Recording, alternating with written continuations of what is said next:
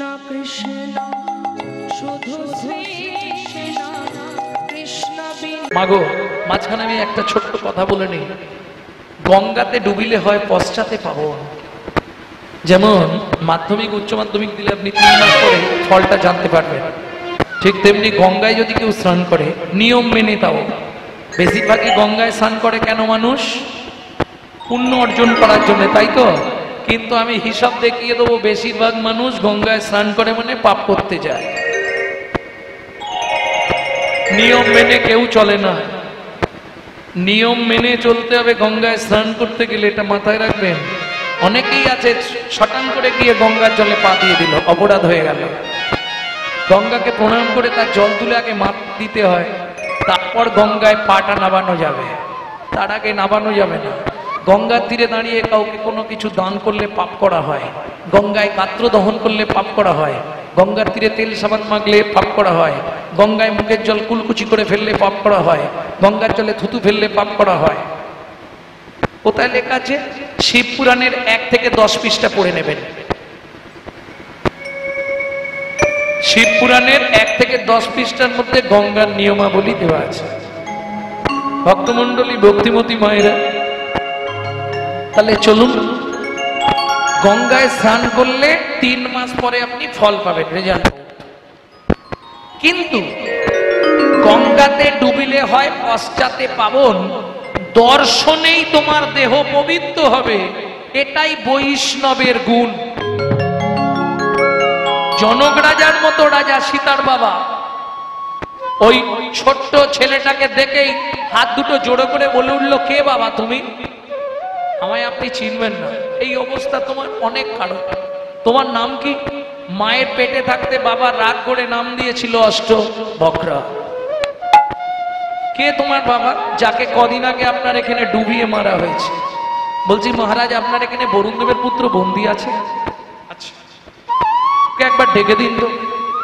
ও কত বড় বাপের বেটা আমি দেখতে চাই, কত ভাগবত শিখেছে। শুনুন মহারাজ, ওকে বলে দিন ও তো ভাগবত মুখস্থ করে ভাগবত শিখেছে, আর আমি মায়ের পেটে বসে ভাগবত শিখে তবে বাইরে এসেছি। এটাই গৌর হরি হরি বল। ডাকা হলো বরুণদেবের পুত্র বন্দীকে, মুখোমুখি বসানো হলো ভাগবত তত্ত্ব আলোচনা। যে শ্লোকটা বলে 12 বছরের ছেলে ভুল প্রমাণ করে দেয়। তুণ্ডে তাণ্ড বিনির অতিঙ্গিতনতে তুণ্ডাবলী লব্ধায় কর্ণ কৌড়ে করম্বিনী ঘটায়তে কর্ণ বুদেভ্য চেত প্রাঙ্গণ সঙ্গিনী রাজস্ত্রিয়ম ন জানে জানতি কি অদ্ভুতমৃতম কৃষ্ণ ইতি বর্ণদ্বয়ী। যখনই এই ভাগবতের শ্লোকটি বলেছে, তখনই অষ্টবক্র 3টে তালি দিয়ে বলে উঠলো, এটাও ভুল। কোথায় ভুল? ভালো করে শুনে নিন। তুণ্ডে তাণ্ডবিনী রতিক পিতানুতে তুণ্ডাবলী লব্ধায় কর্ণ কোড়ে করম্বিনী ঘটায়তে কর্ণ বুদেভ্য চেত প্রাঙ্গণ সঙ্গিনী রাজশ্রিয়ম ন জানে জানতি কি অদ্ভুতমৃতম কৃষ্ণ ইতি বর্ণদ্বয়ী।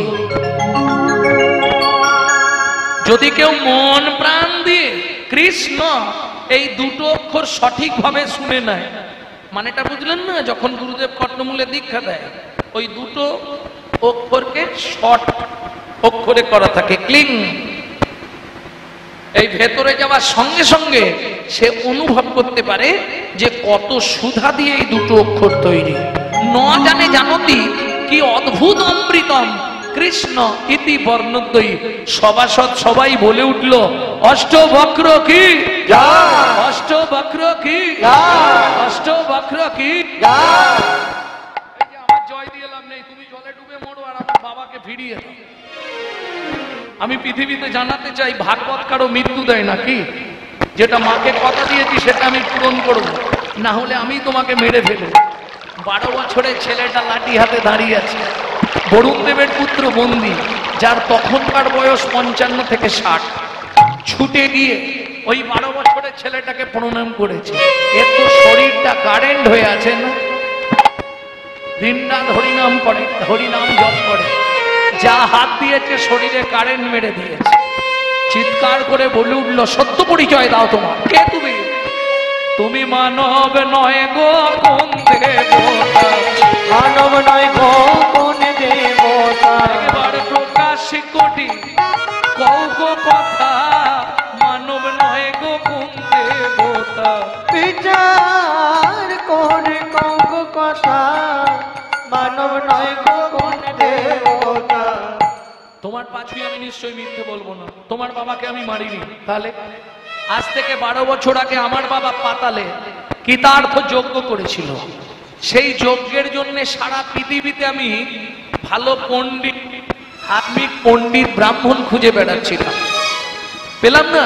ত্রিভুবন ঘুরে দেখলাম প্রকৃত সার্থিক ধার্মিক পণ্ডিত তোমার বাবা।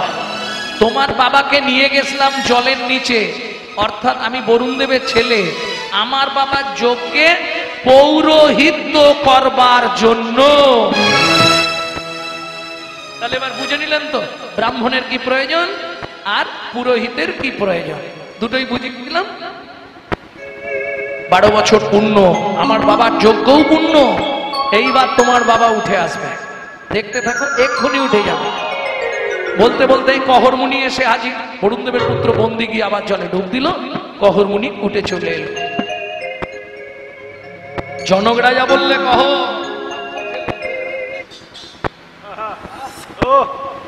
কি বলছেন মহারাজ? এই বাঁকাটা আমার ছেলে। এই বাঁকা, এই কার ছেলে? এই বাঁকা কার ছেলে? বাবা,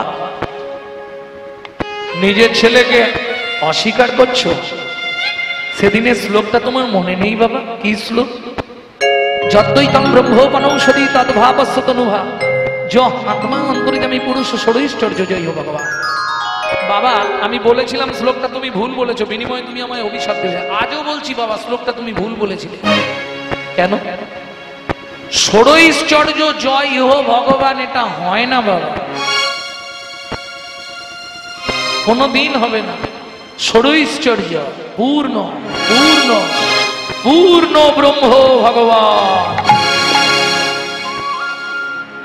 ছুটে গিয়ে কহরমুনি ছেলেকে বুকে জড়িয়ে ধরলো। খোকা, আমি ভুল করেছি বাবা। ভুল করেছো আর কি হবে, সেই ভুলের মাসুল আমাকে সারা জনম দিতে হবে। না, দিতে হবে না। কি করবে? তোকে একটা মন্ত্র শিখিয়ে দেবো, চল গঙ্গার তীরে, ওই নদীতে তুই স্নান করবি, মন্ত্রটা জপ করবি, তোর শরীরের 8টা মাঘ ওই নদীতে চলে যাবে। দক্ষিণ ভারত বেড়াতে গেলে নদীটা দর্শন করে আসবেন। অষ্টবক্রের কৃপাপ্রাপ্ত নদী মঙ্গা। যা ডুব দিল নদীটা 8টা বাঁক হয়ে গেল। অষ্টবক্রের 8টা বাঁক নদীতে চলে গেল। সুঠাম সুন্দর চেহারা নিয়ে পিতা পুত্রে দুজনে করিল গমন। পিতা পুত্রে দুজনে করিল গমন। পিতা পুত্রে দুজনে করিল গমন। পিতা পুত্রে দুজনে করিল গমন। জননী নিকটে আসি দিল দর্শন। জননী নিকটে আসি দিল দর্শন। মা, ও মা, কে? আমি। ওমা, তোর এই চেহারা হলো কি করে? হ্যাঁ, এক ভাগবত হয় ভাগবত শাস্ত্র, এক ভাগবত হয় ভাগবত শাস্ত্র, আর এক ভাগবত হয় ভক্তি রসের পাত্র, আর এক ভাগবত হয় ভক্তি রসের পাত্র। যার গৃহে এখনো তো তোমাকে আসল কিছু দেখায়নি। বাবা, বাবা, বাবাকে কোথায় পেলি? আসছে বাবা, ভেতরে এসো। শোনো মা, আর গৃহে নিত্য নিত্য ভাগবত হয়, যার গৃহে নিত্য নিত্য ভাগবত হয়, তাহার থাকে না মাগো মরণের ভয়। তাহার থাকে না মাগো মরণের ভয়। নিত্য নিত্য যেই জন করে শ্রবণ, নিত্য নিত্য যেই জন করয় শ্রবণ, অন্তিমেতে পায় রাধা গোবিন্দ চরণ। অন্তিমেতে পায় রাধা গোবিন্দ চরণ। যার গৃহে নীতি নীতি ভাগবত হয়, যার গৃহে নীতি নীতি ভাগবত হয়, তাহার থাকে না মাগো মরণের ভয়। তাহার থাকে না মাগো মরণের ভয়। যার গৃহে একখানি ভাগবত রয়, যার গৃহে একখানি ভাগবত রয়, কোনো কালে কোনো দিন বজ্রপাত না হয়। কোনো কালে কোনো দিন বজ্রপাত না হয়। ও মা, সেদিন তুমি বলেছিলে খোকা ভাগবত পড়বি না, ভাগবত শুনবি না, আজকে কি বলবে? খোকা ভাগবত পড়বো মা। পড়তে শুরু করলো ভাগবত অমৃত। শুনতে আসছে আজকে কারা? কোনো ব্যাপার নেই, এ তো আপন মনে গেয়ে যাচ্ছে, কৃষ্ণ নাম গেয়েই যাচ্ছে। সচিমা দূর থেকে চিৎকার দিয়েছে, নিমাই শুনতে পাচ্ছে কিন্তু ভাব এমন করছে কিচ্ছু শোনে। ও তো হাঁড়ি হাঁড়ি বাজাচ্ছে, হাঁড়ির ওপর বসেছে। ওটাকে কিসের হাঁড়ি বলে জানেন? ছুতোরের হাঁড়ি, ছুলে চান করতে হয়। একটায় বসেছে, দুটো বাজাচ্ছে। সচিমা বলে নিমাই আগে নেবে আয়, বলে যদি কোলে নাও তবে বাড়ি যাব, না হলে যাব না। মজাটা দেখ, আগে কোলে নাও তবে বাড়ি যাব। এখন সচিমা কি করবে বেচারি? ঠাকুরের ভোগ রান্না করছে, নারায়ণ সেবা আছে, কি করবে? নিমাই আজকের মতো আয়, কালকে কোলে নেবো। আয় না, আগে কোলে নাও। বাধ্য সচিমা কোলে নিল, তবে এলো। প্রথম মাকে টাইট দিল।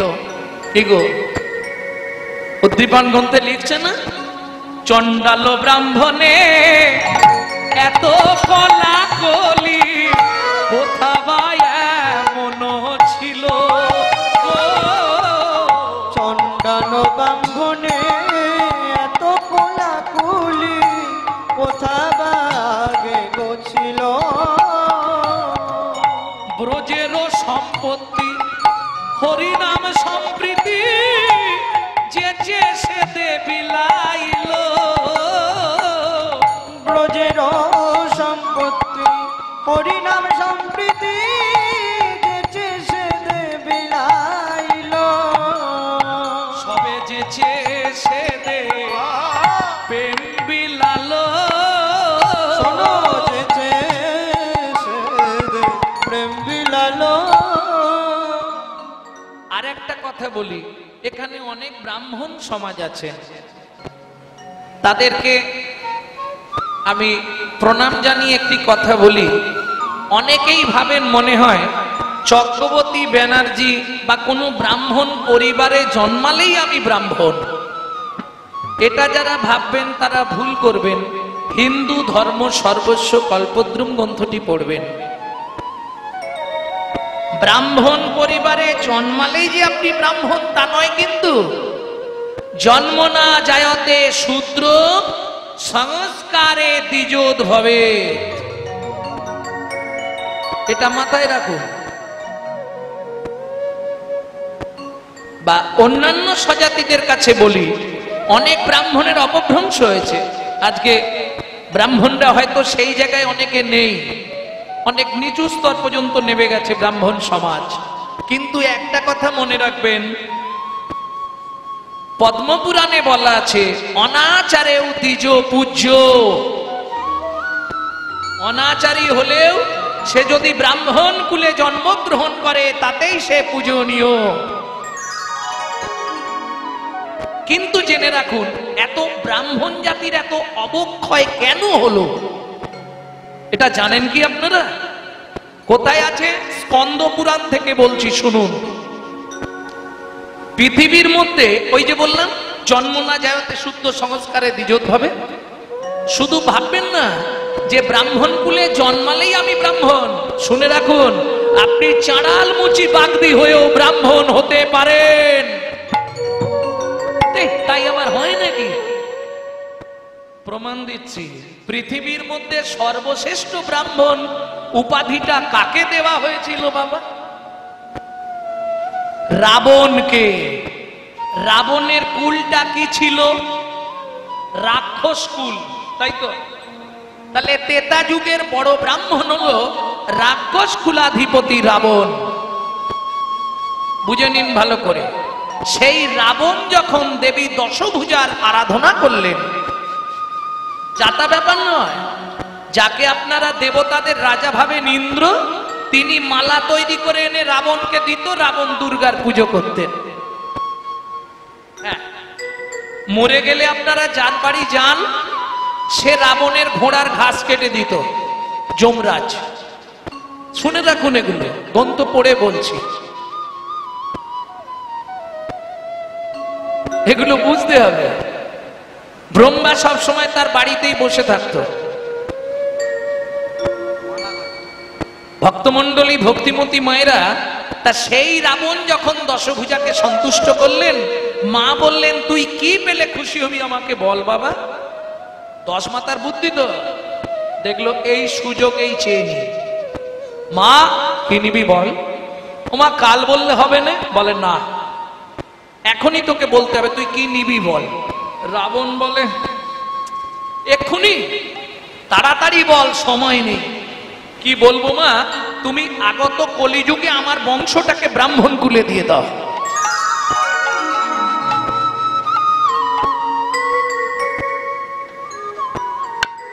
হরি বল হরি বল। স্কন্দ পুরাণ থেকেই বলছি। রাক্ষসা, ভালো করে শুনে নিন শ্লোকটা। রাক্ষসা কলিমাশ্রিতম ব্রহ্মজনিষু ভবতি। তেতা যুগে রাক্ষস কুল, কলিতে ব্রাহ্মণ কুল পেয়ে গেল। প্রেম সে বলো চৈতন্য মহাপ্রভু কি জয়। তাহলে মহাপ্রভু মিশ্র কুলে জন্মালো দুটো কারণ। একটা কারণ চন্ডাল ব্রাহ্মণকে একসঙ্গে মিশাবে বলে, এটা একটা কারণ। আর একটা মিশেছে বলে, মিশেছে বলে, মিশেছে বলে, মিশেছে বলে, কুলে কুলে কুলে মিশেছে বলে। কুলে কুলে কুলে মিশেছে বলে। এই কুলে কুলে মিললো মানে, ও বুঝলে না, বিশ্বভানুকুল রাধা, যাদবকুল কৃষ্ণ, দুকুলে মিশেছে বলে এলো গোরা মিশ্র কুলে। বুঝে নেওয়া গেল? প্রেম সে বললো চৈতন্য মহাপ্রভু কি। এটা মাঝে মাঝে বলবেন আস্তে, তাহলে আমার ব্যাটারিটা চার্জ হবে। হ্যাঁ ও মা, এই যতজন আছে একবার করে বললে আমার অ্যাকাউন্টে কতগুলো জমা পড়বে এটা হিসাব আছে। এইটাই এইটাই অন্য কোন ধর্মে নেই, শুধু আমাদের হিন্দু ধর্মে আছে, জানেন? ধরুন আপনাকে কেউ ফোন করলো, আপনি বলে হ্যালো, এই অবক্ষয় হলো। জয় নিতাই, তাকে বলতে বাধ্য হতে হবে জয় নিতাই। এই যে তাকে বলিয়ে দিলেন, এই যে তাকে বলিয়ে দিলেন, তার আপনার এতে চলে এলো তার পুণ্যটা। এটাই হিন্দু ধর্মের লাভ। যার জন্য চৈতন্য চরিতামৃতে একটি প্রয়ার আছে না, আপনি আচরিয়া ধর্মজীবের শিখাও, আপনি না আচরিলে ধর্মজীবের শেখানো না যায়। এই কথাটা লোচন দাস ঠাকুর হাইলাইট করে লিখলেন। আচার করে না প্রচার করে সে মহাপাপী, প্রচার করে না নিজে আচার করে সেও পাপী। আচার প্রচার দুই প্রভুর লক্ষণ, এই মতো ধর্ম হয় শুনো সনাতন। বুঝে নেওয়া গেল ভক্তমন্ডলী ভক্তিমতী মায়েরা? তাহলে দুকুল মিশাবে বলে মহাপ্রভু এলেন মিশ্রকুলে। এটা মাথায় রাখবেন, যা শুনলেন অনাচারেও দ্বিজ পূজ্য। আর রাক্ষস কুল, কলিতে ব্রাহ্মণ। রাক্ষসা কলিমাশ্রিতম ব্রহ্মজনিষু ভবতি। একটু বুঝে নিলেই পেয়ে যাবে। তাহলে যে আনিল নাম প্রেম চিরাদ দত্তং নিজগুপ্ত বিত্বাং উদ্বিত্বাং নৈবিত্বাং বিত্বাং। তাই তো? উদ্বিত্তংটা বুঝে গেলেন আপনারা, বোঝেননি? উদ্বৃত্ত মানে বাঁচিয়ে রাখা। পরেরটা কি ছিল? নৈবিত্বাং। বাহ, নৈবিত্য মানে নিত্য প্রয়োজন। আমাদের নিত্য প্রয়োজন কি?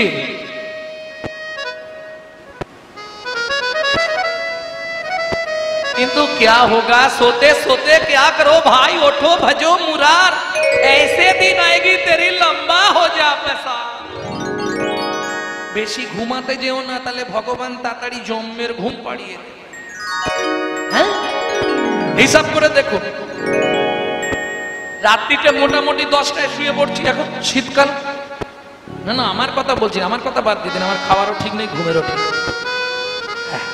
10টায় শুই, 6টার আগে তো উঠবো না, 6টার সময় আর একটু লেপটা টানলে হয়, যা ঠান্ডা পড়ছে না। হরি বল হরি বল। হিসাব করে দেখলে আবার দুপুর বেলা খাওয়ার পর গাটা খুব ম্যাচ ম্যাচ করে, একটু হলে হয়। হিসাব করে দেখলে 12 ঘন্টা ঘুমাই, তাহলে যদি 24 ঘন্টা দিন রাত হয়, 12 ঘন্টা ঘুমাই, 100 বছর বাঁচি, কত বছর ঘুমিয়ে কাটলো? 50 বছর। হরি বল হরি বল। আধ জন্ম হম नींद को आयो नो, आध जन्म हम नींद को आवलो, आध जन्म हम नींद को आवलो। आध जन्म हम नींद को आयलो। কি করলাম? অর্ধেকটা জন্ম ঘুমিয়ে কেটে গেল, আর অর্ধেকটা জন্ম সংসার সংসার। নৈবিত্য আমি বলছি না, নিত্য প্রয়োজন, আহার নিদ্রা ভয় মৈথুন এগুলোর প্রয়োজন আছে, কিন্তু দুটো না হলেও বাঁচবো, দুটো না হলে বাঁচবো না। কোন দুটো না হলে বাঁচবো না? খাওয়া আর ঘুম, ব্যাস। এইবার বলি মা কিছু মনে করোনি, এই যে ভাত ডাল তরি তরকারি আজকে এখানে অনেক কিছু কি সব খাওয়ালো, যাই হোক যা কিছু খাচ্ছ এটা কার জন্যে না, দেহটাকে হৃষ্টপিষ্ট রাখার জন্যে। কিন্তু দেহটা যার সাহায্যে চলছে সেটা কি জানো? এই যে আমি কথা বলছি, হাঁটছি, হাত পা নাড়ছি, আপনি চলে যাচ্ছেন, ও আসছে, এই যে অঙ্গ প্রত্যঙ্গ গুলো নড়ছে চড়ছে, ভেতরে বসে একজন সুইচ মারছে, তিনি কে? যিনি অর্গানাইজ করছেন তিনি কে? আত্মা রাম। তিনি কিন্তু এই জড়জাগতিক ভাত ডাল তরি তরকারি খায় না, তার খাবার হলো বিশুদ্ধ হরি নামামৃত সুধা রস।